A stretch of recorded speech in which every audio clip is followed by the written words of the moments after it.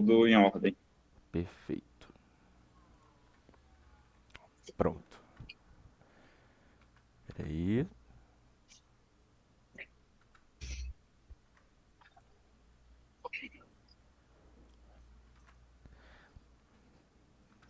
Vocês estão conseguindo ver meu rosto aí de boa? Sim, sim. Beleza. Vamos lá, vamos começar então. Guto, primeiramente, cara, muito obrigado por receber a gente, por aceitar o nosso convite. A gente escolheu o filme O Clube dos Canibais, né, para poder assistir e comentar aqui com você. A gente analisou algumas das suas obras também. E a gente fica muito feliz. A gente escolheu uma pessoa, precisava escolher alguma pessoa do Nordeste para poder representar a região. E o Filipe Pitanga que mandou seu contato pra gente. Esqueci o amigo, né? Sim, E, cara, a gente ficou, assim, impactado com o teu trabalho, cara. Surreal. Primeiramente, queria agradecer pela tua participação no cinema brasileiro e falar que a gente reconhece muito aí, tá? E, enfim, obrigado. todo mundo aqui assistiu, todo mundo teve uma visão, né, do filme. Acredito eu que todo mundo concorda que é bem impactante. Aham. E a gente vai conversar um pouquinho sobre qual foi tua ideia, o que que você pensou e discutir um pouco sobre a obra, tá? E sobre você também, Tá bom, perfeito? legal. Então, beleza. A gente primeiro queria entender, cara, qual foi a tua inspiração, sabe? Qual foi a tua intenção artística, a tua produção narrativa. O que que você pensou quando você construiu o Clube dos Canibais, sabe? A gente teve a nossa visão, leu sobre, mas a gente queria escutar de você também. Então, o Clube é um filme que foi rodado muitos anos atrás, quase 10 anos já, né? Ele foi rodado em 2016, apesar dele ter sido lançado em 2018, ele foi rodado em 2016. E a gente estava vivendo aquele momento muito tensionado, né, na política brasileira, ali após a eleição da Dilma em 2014, quando o Aécio não reconheceu o resultado da eleição, né? Eu acho que ali foi o embrião do que se tornou esse discurso da extrema-direita, de ficar questionando o resultado das urnas, né? De não aceitar a derrota. E já o país estava num clima ali muito acirrado já. Eu lembro que foram eleições bem animosas, né? Pessoas começando a tomarem posicionamentos mais agressivos umas com as outras, e eu fiquei com isso. Fato. Eu vinha já há algum tempo trabalhando um roteiro que fosse uma reflexão sobre as questões de classe no Brasil, sobre essa nossa herança escravocrata, esse lugar absurdo que as nossas elites ocupam, né, na sociedade.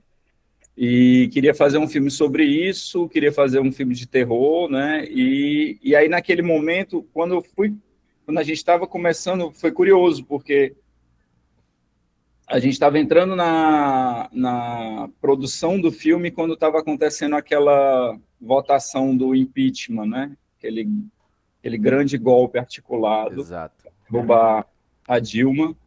E E é curioso, porque o discurso que eu escrevi para o Borges, né, ele acabou, de alguma maneira, sendo repetido de formas diferentes por vários parlamentares. Né? Foi uma coisa, de alguma maneira, meio premonitória assim, que o roteiro teve. Né? Então é isso, é um filme que nasce de uma angústia de querer refletir sobre essas questões e também de um interesse por uma pesquisa de cinema de gênero, de cinema de horror. Eu sinto que a gente tem um potencial muito grande de desenvolver uma cinematografia brasileira de gênero com a personalidade, com as nossas questões conduzindo, né, as escolhas e não simplesmente copiando modelos, né? Exato, cara, muito bom, concordo com você. E assim, cara, você colocou o canibalismo ali de uma forma muito genial, sabe? E aí, você olhou essa situação, como é que você conectou uma coisa com a outra? Tipo assim, já tinha alguma ideia antes de você querer retratar o canibalismo de alguma forma no filme, e aí usou essa deixa? Já era uma vontade sua falar sobre, trazer o canibalismo de uma forma muito crua, assim, fazendo essa sátira, sabe? Fazendo essa metáfora com as relações de poder, de classe no Brasil. Já era alguma ideia sua de colocar o canibalismo retratando de alguma forma, ou foi uma coisa que surgiu ali dentro dessas situações que você mencionou agora? Eu tinha já algum tempo, eu vinha pesquisando sobre canibalismo há algum tempo, e acho que era um tema que, eu, que eu queria desenvolver, que eu queria, já desde muito cedo, acho que é uma questão, essa questão, acho que é uma questão que diz respeito a um lugar, porque a gente está no topo da cadeia alimentar, né? Os seres humanos, a gente com a nossa tecnologia, com a consciência, com a inteligência, a gente foi dominando o planeta e os outros animais, e a gente está no topo da cadeia alimentar, e eu acho que uma das coisas que é mais aterrorizante para uma espécie nessa posição é ela ser devorada, né? E eu acho que a gente, a gente tem essa prática autofágica, né? A gente se devora, e eu acho que era uma metáfora que cabia muito bem, assim, nisso, ao mesmo tempo, pensando a partir de uma perspectiva de Oswald de Andrade, de antropofagia, né? A ideia de se apropriar também de códigos de um cinema de gênero hegemônico também, se apropriar disso de uma maneira antropofágica. Então, acho que o filme ele tem ela tem essas duas vias, assim. Eu acho que tem um canibalismo nesse lugar mais da metáfora e também muito direto, assim. Eu queria fazer um filme muito direto, muito brutal, sem sutilezas. A ideia sempre foi essa. E eu acho que tem essa outra camada também essa camada mais da operação estética do filme, que eu acho que se conecta com essa ideia da antropofagia do Oswald de Andrade. Perfeito.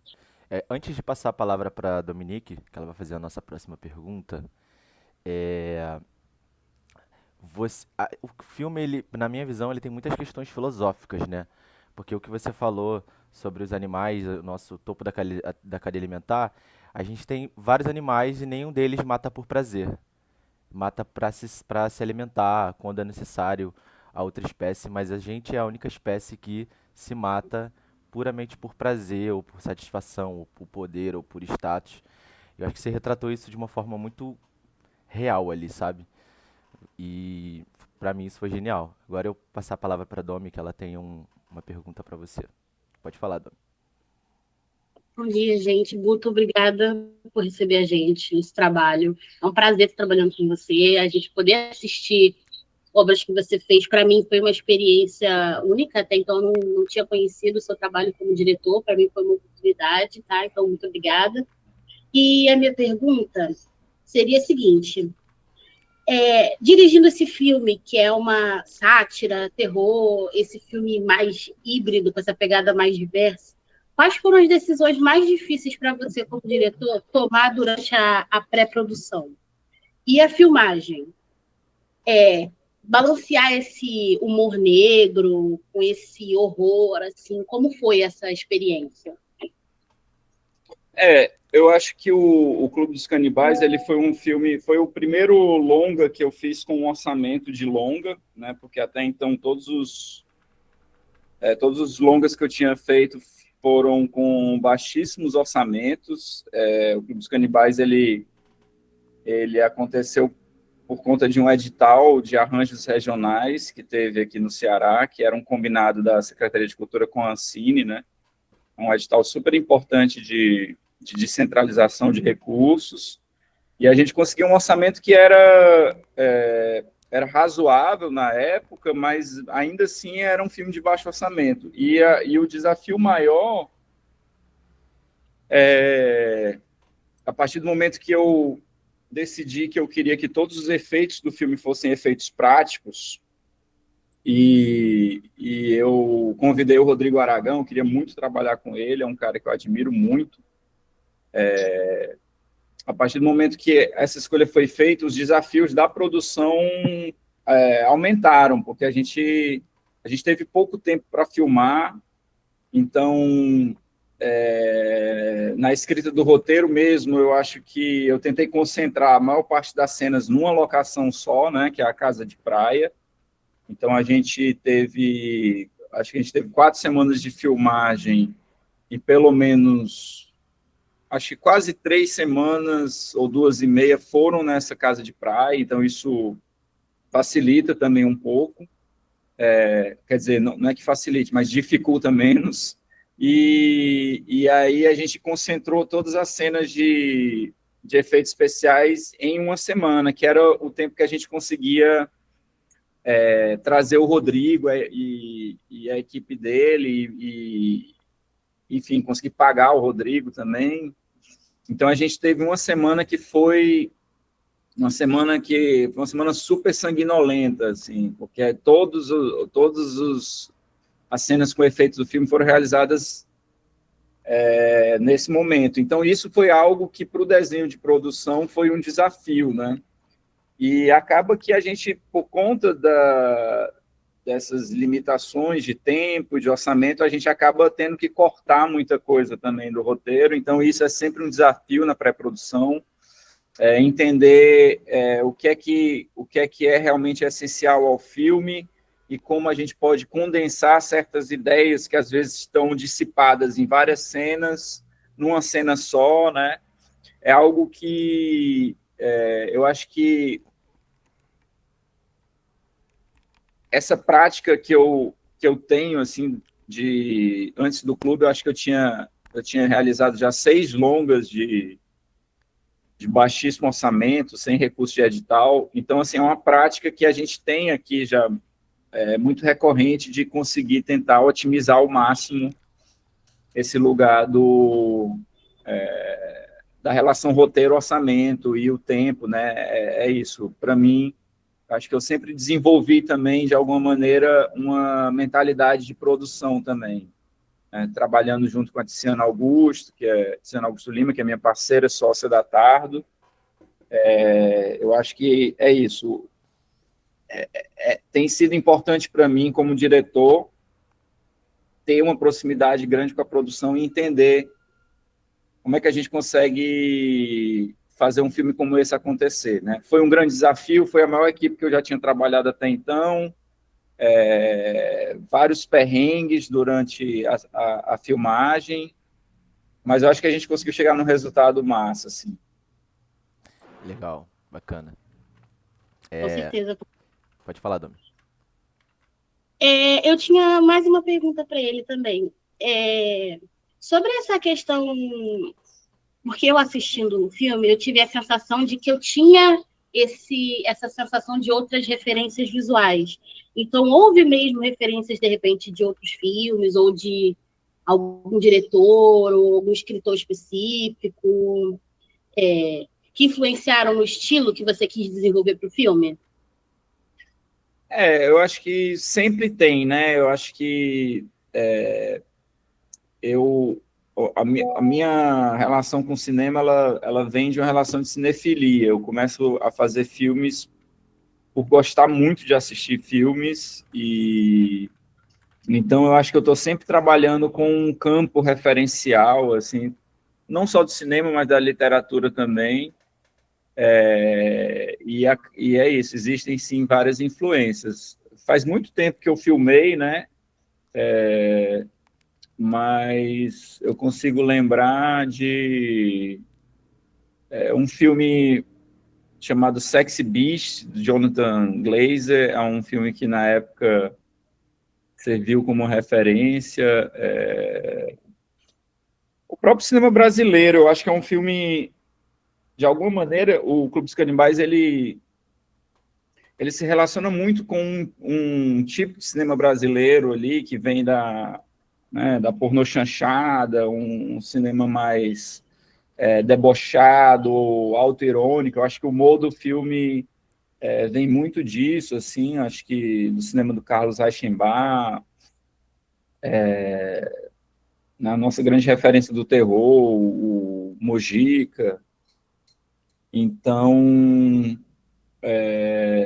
do campo literário, eu li um livro que era uma entrevista com um canibal, o Canibal de Rotemburg, na época, que é um livro bem chocante.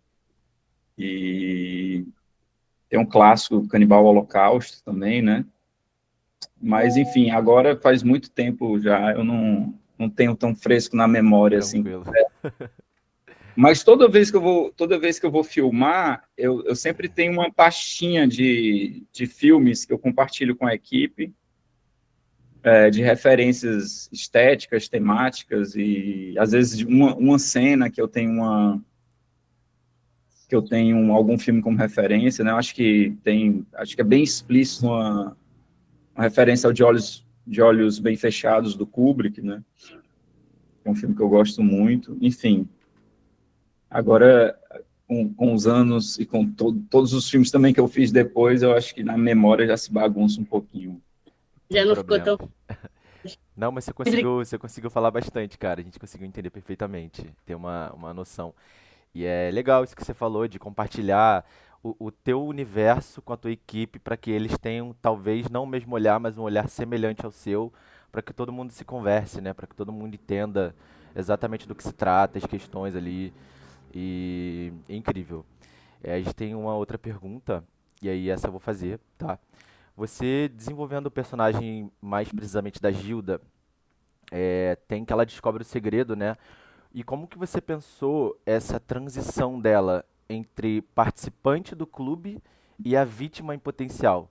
Foi um desafio para você, um desafio para manter essa ambiguidade moral dela entre a participante e a vítima? Como você pensou nessa transição, sabe? O clube tinha essa questão de a gente acompanhar, né, esses personagens que são desprezíveis, né, que são personagens de uma classe social, de uma elite, de uma mentalidade que a gente tende a ter uma ojeriza, né? Só que eu não consigo filmar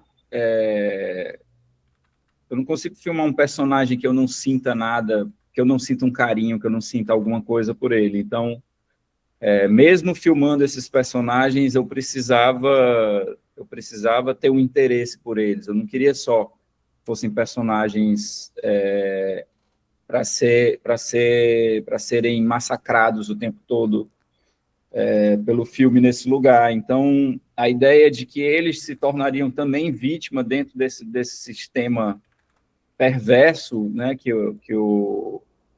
essa elite predadora opera, né, era algo que para mim era importante em termos de construção de dramaturgia, né? Então é meio que isso, eles uma hora eles se tornam vítimas do próprio sistema que eles alimentam, né? Eles cavam a própria cova, né? É. E aí a gente tem o personagem do Jonas, né, que vem como meio que um herói tardio assim no filme, que surge na metade do filme. Eu acho que o filme vai sendo construído num lugar assim de eu acho muito desconforto o aparecimento desse personagem ele vem como acho que ele vem como um alento assim para o espectador para poder a gente poder se reconectar com ele, né, e seguir um pouco na perspectiva dele. Então, o personagem do Jonas é um personagem que eu acho que também dá uma nova virada para o filme, né, quando ele surge. É legal. E até mesmo no momento da entrevista que ele vai pedir emprego, né? Ali eu já vejo que começa um novo olhar sobre ele, né? Ali começa uma construção de um cara que é diferente. Você sente uma coisa diferente nele. Vai trazendo a questão genuína de eu quero só um emprego, eu só preciso de ajuda, né? E é legal, foi muito legal a forma como você trouxe ele como o herói, digamos, né? Hum. E agora a nossa próxima pergunta vai ser da Ana, Ana Lima, que está aqui com a gente. Pode falar, Ana. Oi, eu queria primeiro dizer que eu adorei muito o filme Clube dos Canibais. E a minha pergunta era justamente se vai ter alguma sequência, algum filme de origem, porque o Clube de Canibais em si ele aparece tipo numas 3 cenas, e eu acho que dá margem para contar como é que esse clube surgiu e tal, ou uma sequência dizendo o que aconteceu com Jonas. Eu acho que isso é uma ideia que está sempre rondando, assim. Acho que vai chegar um momento de avançar nisso, né? Eu acho que pode ser legal realmente ter uma. A gente brincava muito assim ao final do filme, que o final do filme ele termina meio em aberto, Exato, exato. zonas ali, o que é que vai acontecer, o que é que esse cara vai fazer, como é que ele vai se safar, né? É, Então, né? Acho que é possível sim que haja num futuro não tão distante uma sequência e aí a gente pode também talvez até com um orçamento maior, poder também desenvolver mais esse clube, né? exato. Exatamente, ficou assim, pelo menos pra mim, né? E agora? Jonas vai se tornar um participante do clube?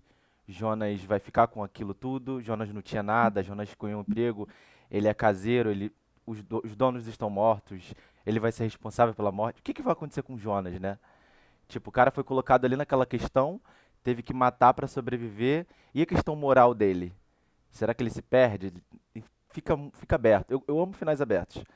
Então ficou esse arzinho na gente de tipo, será que vai ter alguma coisa depois, sabe? Eu espero fazer esse filme um dia ainda. Aí, Perfeito. Cara, a nossa próxima pergunta era para saber se você percebe diferenças, né, entre a crítica brasileira e e a internacional em relação ao cinema, aos seus filmes, às suas obras. E se sim, né? Ou quais, no caso, se você percebe essas diferenças. Com certeza. Acho que eu não sei muito bem, é porque eu acho que é isso. A crítica brasileira, eu acho que ela mudou muito desde o lançamento do filme em 2018 para agora. Eu acho que a crítica brasileira ela mudou muito. Eu acho que a gente lida com, né, quem vai analisar um filme aqui dentro do próprio contexto cultural vai perceber e vai ver coisas que as pessoas de fora não percebem, não veem, né? Mas, ao mesmo tempo, as pessoas de fora também têm um distanciamento também cultural que faz com que elas sintam e percebam o filme também no outro lugar. Não sei se eu consigo elaborar muito sobre isso, mas, assim, com certeza é bem diferente, é sempre bem diferente. Acho que o filme teve um reconhecimento muito grande fora do Brasil. Ele, ele circulou em muitos festivais, foi vendido para muitos países. Acho que a gente vendeu para mais de 30 países e foi exibido no Japão, na Coreia, no Dinamarca, Suécia, na Europa quase todo. Ele teve exibições e despertou muito interesse. E acho que continua despertando até hoje. Bacana, perfeito. Realmente assim, porque como você falou que sua inspiração ela foi sobre um cenário brasileiro, a gente estava pensando se esse impacto talvez de repente estava acontecendo, esse movimento também estava acontecendo em alguns outros lugares e as pessoas conseguiram pegar de fato essa sua visão, sabe? Se elas entenderam a tua narrativa ou se apenas viram o filme e acharam legal, sabe? Eu acho que muitos críticos gringos entenderam e elaboraram reflexões interessantes sobre o que o filme traz, né?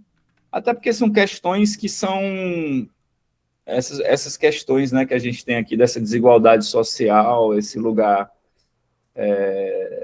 de um capitalismo perverso, onde você mantém pessoas numa condição desfavorável e de miserabilidade ali para poder manter um grupo restrito usufruindo de privilégios, né? Essa é a lógica que a gente vê se reproduzindo e se repetindo no país assim desde muito tempo, né? Assim, não à toa, no momento em que você tem uma discussão sobre reduzir impostos das pessoas mais pobres e cobrar algum imposto dos super ricos, né? Não é nem que vai pesar na classe média, é algo que é uma proposta de cobrança de super ricos, você tem uma resistência muito grande Exato. do Congresso, né, e dessa elite que realmente não quer gastar nada, não quer pagar nada, mas não se importa se as pessoas mais pobres estão pagando para que elas não paguem, né? Então é um sentimento, isso, a gente vive um lugar, um ponto do capitalismo que é de um capitalismo muito predatório, e eu acho que, no final das contas, é o rico comendo o pobre mesmo. É legal. E, cara, incrível. Antes de passar a palavra para Ana, que ela tem uma pergunta, eu achei incrível as cenas onde você acorrenta as pessoas, onde você traz essa imagem e fala agora, você falando sobre isso me gerou um insight, porque quando você fala de super ricos, a gente está falando de fato de pessoas que são muito ricas, que têm uma grande fortuna por muitos e muitos anos.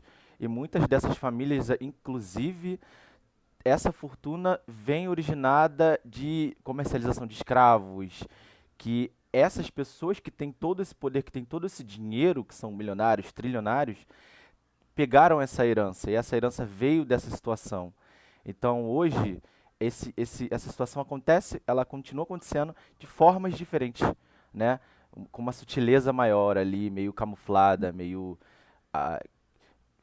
para fazer de conta que não é mais daquela forma, mas aquilo continua de fato acontecendo, escondido, sabe? E isso pra mim eu É, achei, eu peguei essa referência, não sei se tem alguma coisa a ver.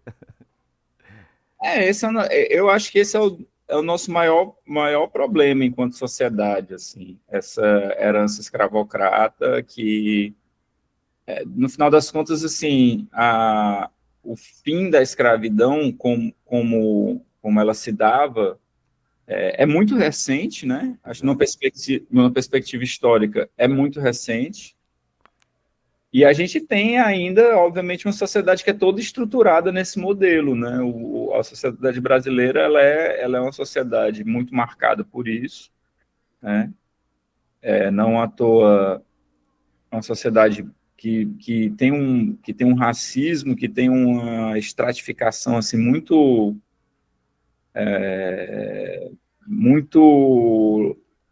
cotidiana, né? A gente vê isso assim, né? Estrutural. E é uma discussão que eu acho que a gente tem já há bastante tempo e é difícil superar isso, né? A gente vê muitos avanços de algum tempo para cá, principalmente a partir acho que a partir do primeiro mandato do governo Lula, né? Que é um presidente que vem de origem pobre, é um presidente que é da classe trabalhadora, né? Que sempre teve um compromisso com o combate à desigualdade social, mas é uma luta muito, muito pesada, né? É uma luta muito difícil. Acho que o filme, ele, de alguma maneira, ele retrata isso e, e ele levanta essa reflexão. E que bom que a gente tem hoje não só hoje, mas tem como ferramenta não só o cinema, mas a arte, para conseguir acessar esses lugares e levar uma verdade nua e crua de uma forma que vire, às vezes, um filme tranquilo. Você vai assistir e aí você pega aquela verdade e vai tomando consciência daquela verdade, né? O cinema como ferramenta política de você propagar uma mensagem e falar sobre um problema de uma forma diferente, conseguir acessar os lugares. Acho isso incrível. Acho que você usou isso de uma forma muito boa. E agora eu quero passar a palavra para a Ana, que ela tem a nossa próxima pergunta. A minha pergunta era se tem elementos no seu cinema que você sente que são presos pelo público do que pelos críticos. É uma pergunta interessante. Eu acho que eu acho que nos meus primeiros filmes existia um lugar de privilegiar questões mais sensoriais e questões mais formais, né, num lugar de uma pesquisa de linguagem, que, de alguma maneira, eram filmes que costumavam ser mais acolhidos pela crítica do que pelo público, né? Pensando no meu primeiro longo, Estrada para Ítaca, Os Monstros, principalmente esses primeiros longas. E aí eu acho que a partir de Doce Amianto, que é um filme ainda que tem uma pesquisa de linguagem muito forte, e um filme muito mais poético do que propriamente narrativo. Obviamente tem uma narrativa, mas o lugar da narrativa não é Não é imposta, né? não está em primeiro plano, né? Não é o que tem um peso maior na experiência que está sendo proposta, né? Porque eu acho que a gente pode dizer que mesmo um filme experimental ele também é narrativo. Ele pode ser narrativo, em geral ele é narrativo. Às vezes uma fotografia, uma foto estilo, ela é narrativa, né? Ela evoca histórias e tal. Eu acho que a gente, nessas categorizações, a gente pode pensar que um cinema narrativo é aquele onde esse lugar da narrativa e do desenvolvimento do roteiro, dos personagens, tem um lugar de uma importância mais destacada, né? E eu acho que talvez meus últimos filmes eu tenha investido mais nesse lugar, até porque eu comecei a sentir um prazer pela escrita. Eu gosto de escrever, eu gosto de escrever roteiros, e eu acho que eu venho de alguns anos para cá pensando o meu cinema nesse lugar, que normalmente é um lugar que permite uma conexão maior com o público, né? Eu acho que o público do cinema normalmente é um público muito que tem uma expectativa de uma história, de se relacionar com personagens. Eu acho que existe uma hegemonia do cinema narrativo dentro desse lugar de consumo de cinema. E aí acho que de alguma maneira esses meus últimos filmes, eles acabam encontrando um acolhimento maior por parte do público, um interesse maior por parte do público. Não que não tenha também da crítica, eu acho que a crítica continua. Eu sinto que a crítica continua acompanhando o meu trabalho e eu vejo algumas reflexões bem interessantes também, mas eu acho que talvez é meio que isso, assim, tentando responder a sua pergunta. Perfeito, cara. Muito bem colocado. A gente já tá finalizando, tem só mais algumas perguntas, tá? E aí eu queria te perguntar, cara, quais são os aspectos da sua filmografia que você sente que são mais comentados e analisados pela crítica? Isso num geral, assim, das suas obras. Eu acho que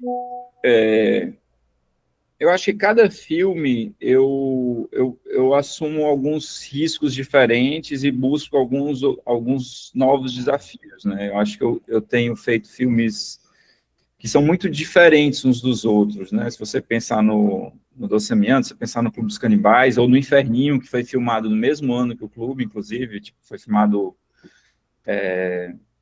2 meses depois que eu terminei as filmagens do Clube, né? Na verdade, são filmes gêmeos, lançados, inclusive, em 2018, no mesmo festival. Os dois filmes foram lançados em Roterdã, então são realmente filmes gêmeos, mas que são completamente diferentes, né? Acho que Estranho Caminho Depois, agora o Morte e Vida Madalena, eu tenho uma pesquisa que busca coisas diferentes no cinema,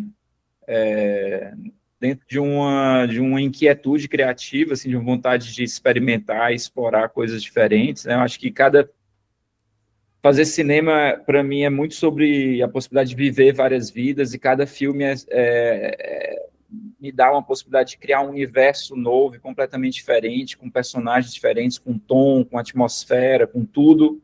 Então, para mim, é uma possibilidade de estar vivendo coisas diferentes. E eu acho que isso é uma coisa que costuma ser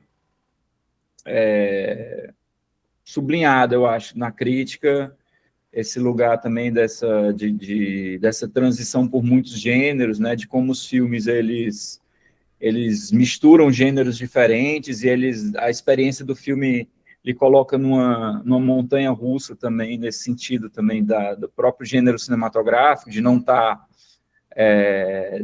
do filme não necessariamente ele precisar seguir sempre no mesmo tom, ou de alguma maneira,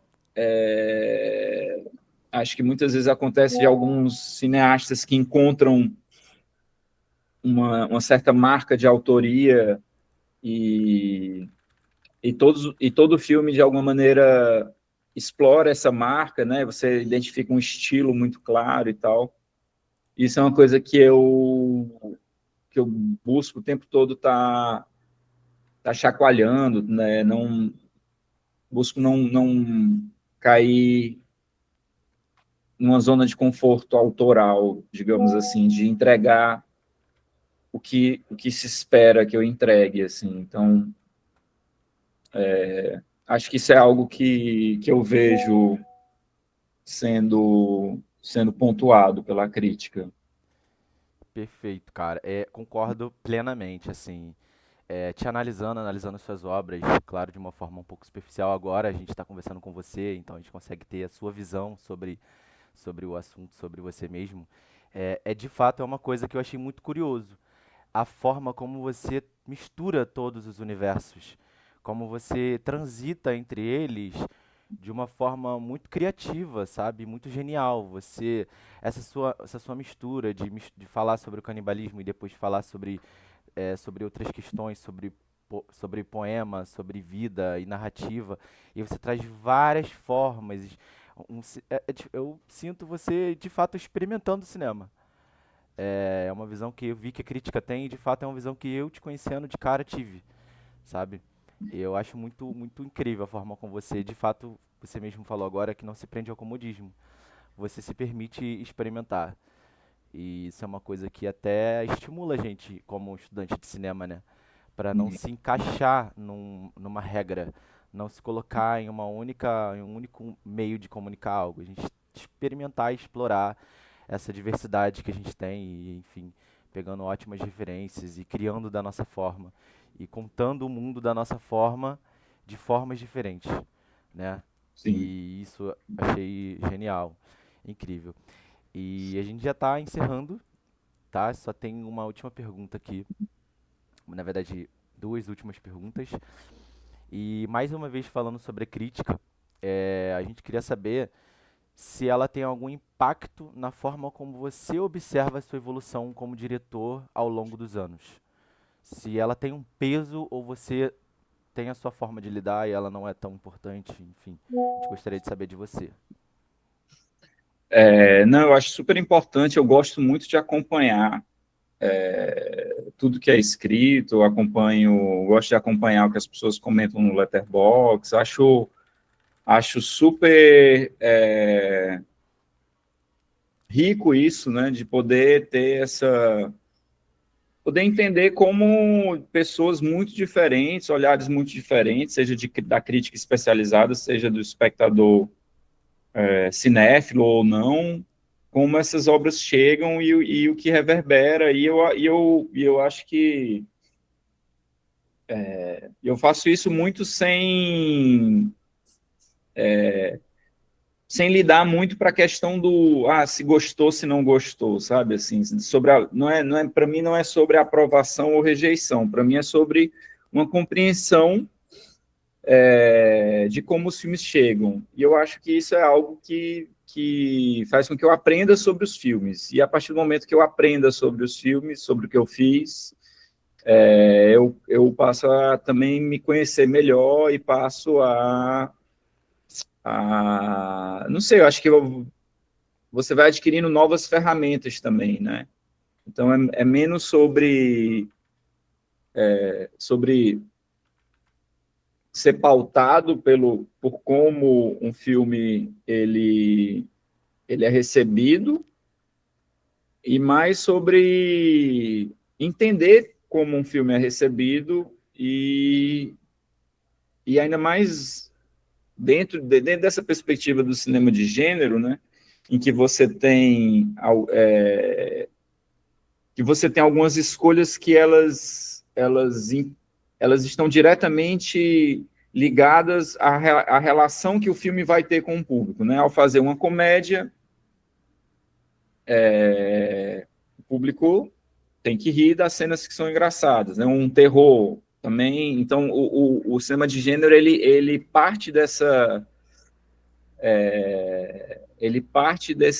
premissa de que existe um pacto estabelecido com o público e a relação se estabelece nesse lugar. Então, entender como o público recebe, né? E a crítica também, a crítica também é público, né? Como recebe as obras é algo que me interessa. Perfeito, perfeito. A gente tem só uma pergunta da Ana antes da gente encerrar e eu te fazer a pergunta final. Então, eu gostaria de passar a palavra para ela. Eu fiquei curiosa de saber se você já assistiu o filme Quando o Sangue Flui, que estreou esse ano. Estreou primeiro no festival em São Paulo e agora veio para o Estação Net aqui no Rio, mas queria saber se você já viu, porque ele também fala bastante sobre canibalismo e antropofagia. Eu achei bem legal, aí queria saber se você já viu. Ainda não, mas vou Uhum. anotar aqui para ver. Como é o nome do filme? Quando o Quando o sangue... Sangue Flui. Foi dirigido por um colega nosso, Kainan de Paulo, e o Pedro Vai. Legal, bom saber. Já vou anotar aqui para assistir quando eu tiver a chance. Perfeito. Guto, para a gente poder finalizar, tá? Depois de um filme tão impactante, e a gente queria perguntar, né? O que esperar de Guto Parente? Se você pode adiantar alguma coisa sobre algum próximo projeto seu, fala aí pra gente. Eu estou fazendo um circuito de festivais com esse novo filme chamado Morte e Vida Madalena, né, que é uma comédia dramática sobre fazer cinema, né, que é um filme que nasce de 20 anos já fazendo cinema independente e lidando com todas as delícias e os pesadelos do que é fazer cinema no Brasil. Então, é um filme que nasce muito disso, uma reflexão sobre isso, que está aí circulando em festivais. A gente deve lançar no circuito comercial no primeiro semestre do ano que vem. E estou trabalhando num roteiro de um filme que vou filmar já ano que vem, já no meio do ano, cujo título provisório é Futuro, e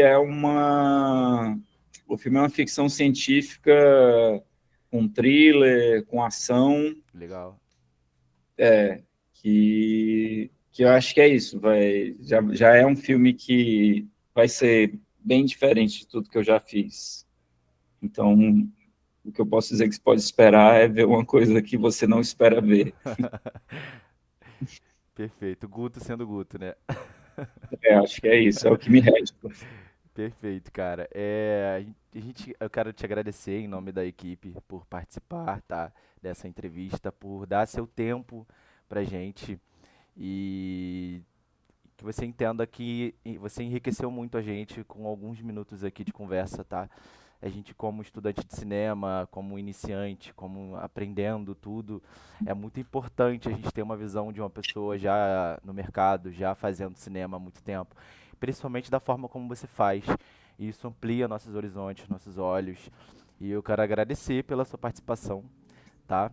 E quero deixar aqui para você mencionar onde as pessoas podem te encontrar, onde encontrar seus filmes, os próximos trabalhos. Seu Deixa aí Letterboxd. é, fala aí sobre como as pessoas podem te acessar, tá? Não, obrigado pelo convite, foi um prazer conversar com vocês, espero que vocês se sintam instigados aí em fazer cinema e encarar essa luta, que é realmente uma luta, é uma determinação que você tem que ter na vida, vontade muito grande, mas vale a pena. O meu Instagram é guto.parente, tem o site da minha produtora tardo.com.br, tem todas as informações sobre todos os filmes. Tenho muitos filmes meus que estão disponíveis no site da Embaúba Play, que é a distribuidora de todos os meus filmes, quase todos. E também tem uma plataforma muito legal que foi lançada pelo governo do estado do Ceará, chamado Ceará Mais, Ceará com S, Ceará Mais, que é uma plataforma gratuita de cinema cearense, né? Então, tem alguns filmes meus, mas tem também vários outros filmes de outros realizadores cearenses, que eu acho que vale a pena também vocês conhecerem.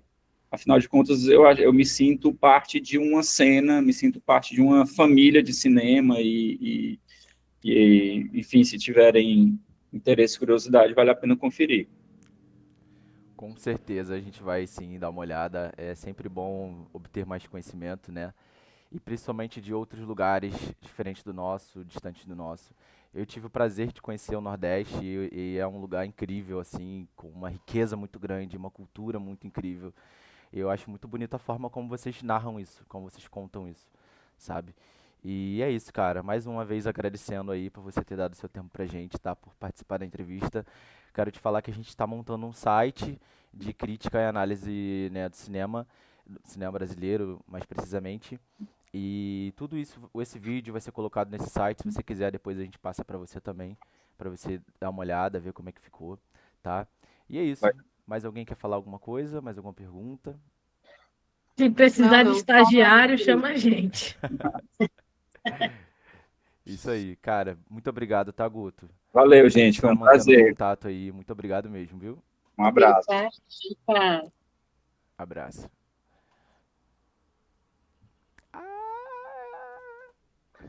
Gente, eu amei. Consegui. Eu amei. A gente foi muito bem, hein?